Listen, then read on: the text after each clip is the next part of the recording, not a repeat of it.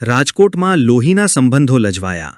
કૌટુંબિક કાકાએ 14 વર્ષની ભત્રીજી પર 5 મહિના સુધી ગુજાર્યું દુષ્કર્મ.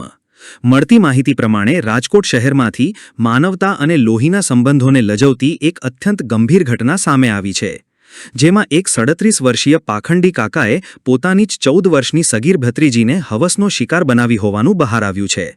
આ નરાધમ છેલ્લા 5 મહિનાથી બાળકી સાથે કુકર્મ કરી રહ્યો હતો. સગીરાને અચાનક પેટમાં અસહ્ય દુખાવો ઉપડતા પિતા તેને હોસ્પિટલ લઈ ગયા હતા.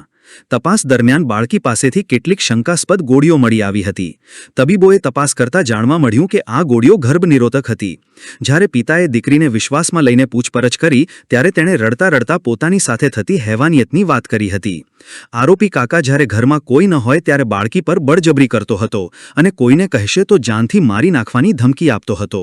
પાપ છુપાવવા માટે તે બાળકીને પરાણે ગર્ભનિરોધક ગોળીઓ પણ ખવડાવતો હતો. પીડિતાના પિતાએ રાજકોટના બી ડિવિઝન પોલીસ સ્ટેશનમાં ફરિયાદ નોંધાવતા પોલીસે ત્વરિત કાર્યવાહી કરી છે.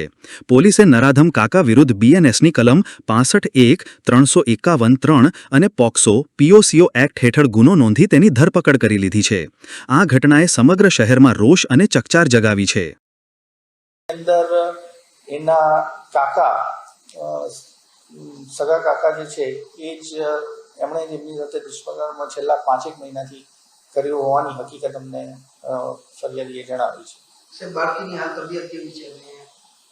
બાળકીની હાલ તબિયત સારી છે અને જે ફરિયાદ નોંધાઈ હતી તે દિવસે એના આગલા દિવસે એના પેટમાં દુખાવો થતો હતો. જે પેટમાં દુખાવો થતો હતો એના કારણે જ તેના પિતાએ પૂછ્યું હતું કે આ શું કામ પેટમાં દુખાવો થાય છે, ત્યારે તેની પાસેથી ગોળીઓ મળી આવેલી હતી. જે ગોળીઓ ગર્ભ ન રહે તે માટેની હતી.